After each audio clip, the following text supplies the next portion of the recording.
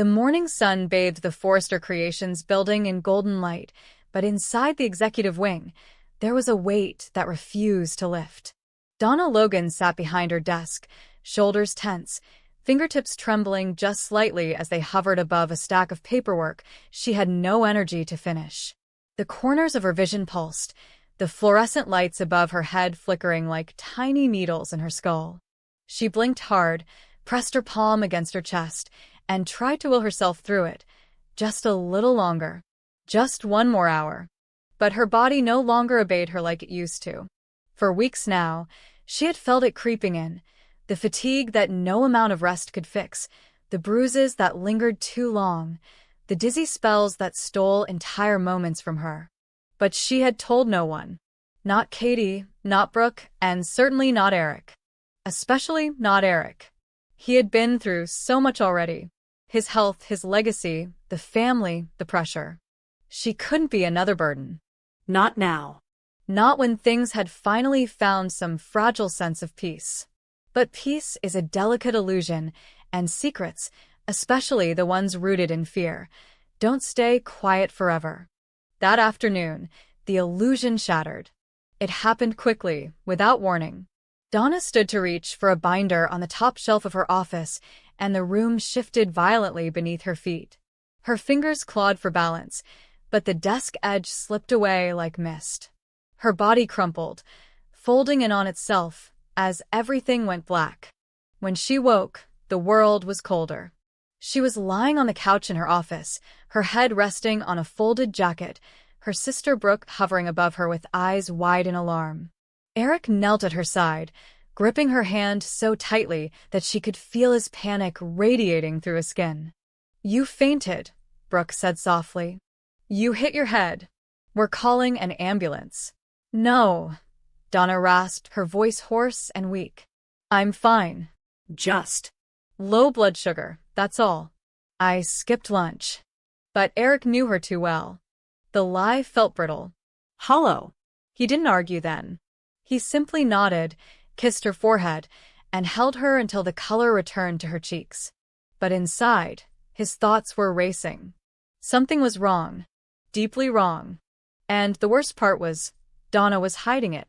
That night, after she had insisted she was well enough to go home and begged him not to fuss, Eric sat in his car outside her building for a full hour. He couldn't shake the image of her pale skin, the way her breath had shallowed, the tremor in her voice. It wasn't the first time she had seemed unwell. The signs were there: missed meetings, unexplained absences, the way she rubbed her arms when she thought no one was looking. So he made a decision. The next morning, Eric contacted Donna's doctor, leveraging every connection and ounce of authority he had to get the answers Donna wouldn't give him. He expected stress. Anemia, perhaps. Something manageable. Something that could be fixed. But what he heard changed everything. The word hung in the air like a death sentence. Leukemia. Advanced. Aggressive. Without a bone marrow transplant, the prognosis was grim. Eric's breath left his lungs in one violent gust. His vision blurred. He sat in the doctor's office, gripping the arms of the chair so hard his knuckles turned white, trying to understand how the woman he loved more than anyone else in the world had been carrying this alone. Why hadn't she told him? Why had she chosen to fight in silence? He left the office in a daze. The city blurred around him, honking horns and buzzing phones becoming a meaningless hum. In his mind, all he could see was Donna's smile, the way it lit up the room, the way it had saved him during his darkest days. And now she was dying. Slowly. Quietly. And he hadn't seen it. Guilt crashed over him like a tidal wave. Back at the Forrester estate, Eric paced the length of the drawing room, trying to make sense of it. His first instinct was to storm into her apartment, confront her, demand that she tell him everything. But that wasn't what she needed. Not now. She needed hope. She needed a plan. And so he found one. He poured himself into the search for a donor, contacting every specialist, every registry, even considering experimental procedures overseas. He called Ridge, then Katie, then Thorne. He explained only what was necessary, trying to protect Donna's privacy even as the urgency mounted. Tests were run. Blood was drawn. The family rallied. But time was not on their side. Donna, meanwhile, could feel the walls closing in. She knew Eric had found out. The way he looked at her had changed. Softer, more intense. She saw the sadness behind his kindness, the questions he didn't ask. And part of her was relieved. She was tired of pretending. But another part, the part that still carried the scars of watching people she loved suffer, couldn't bear to let him see her like this.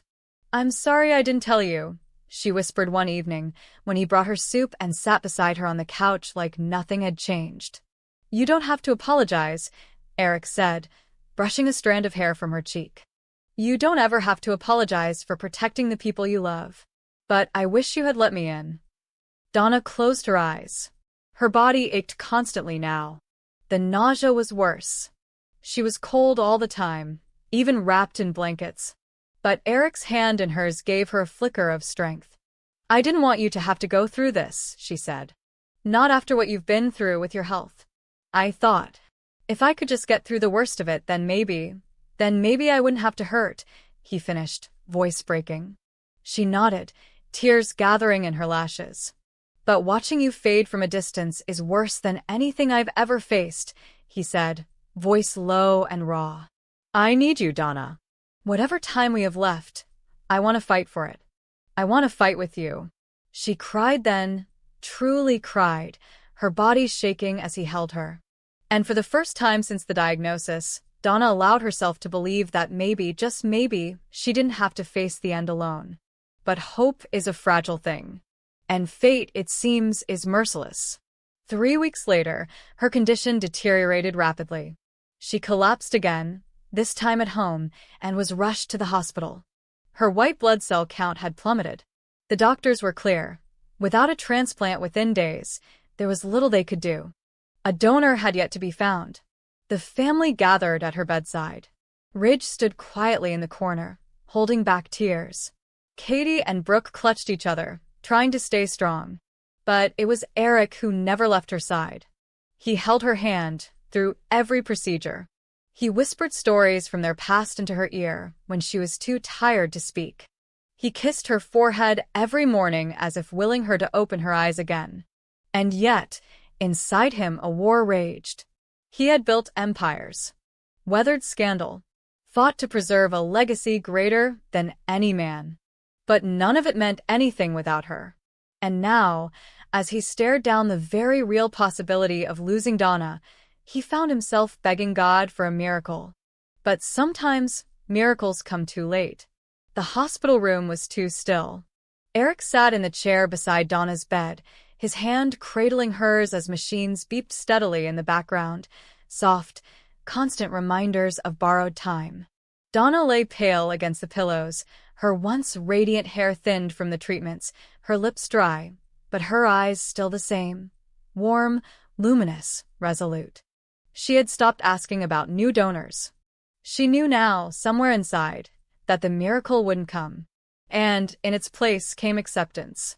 Quiet, peaceful, Terrifying. for Eric, that peace was like glass under his feet. Every time she smiled at him gently, he wanted to scream. Every time she reassured him, he wanted to rage against the walls. He had never felt this helpless. Not when the company faced scandal. Not even when he thought his own life was nearing its end months ago. Back then, Donna had saved him. Not with medicine or logic, but with love. Her laughter, her faith, her refusal to leave his side had pulled him back into the light. And now, when it was her who needed saving, the world offered only silence. Days passed in a blur. Ridge visited daily, always trying to be the strong one. Brooke wept openly. Katie held her sister's hand and told her stories about growing up, about the days when Donna was the fearless one, the bold one, always chasing joy, always believing that life would bend to her will.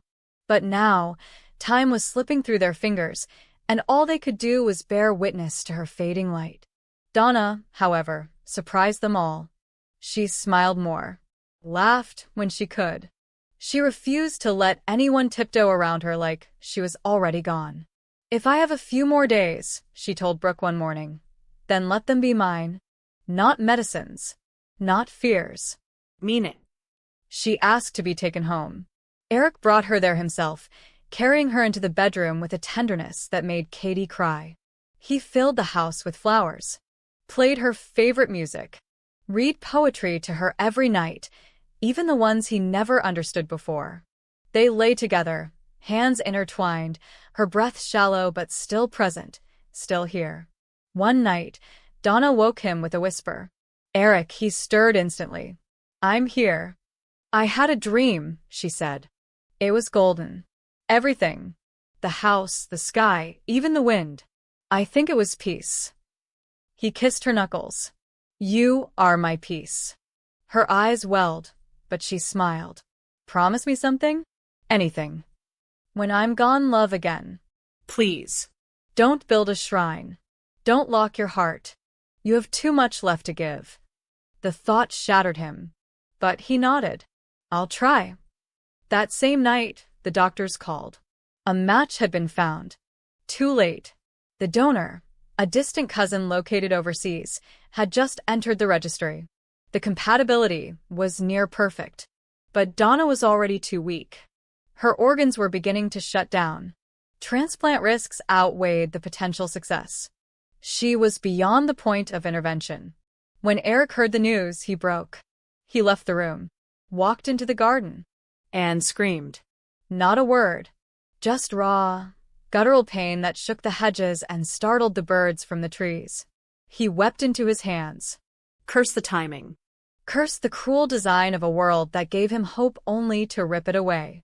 Ridge found him there, kneeling in the grass like a man undone. He said nothing, just wrapped his arms around his father and held him until the storm inside him calmed. The final days were slow and tender. Donna drifted in and out of sleep. She asked to see old photo albums. She asked Eric to play the piano again, just once. He did, his fingers trembling, his vision blurred with tears.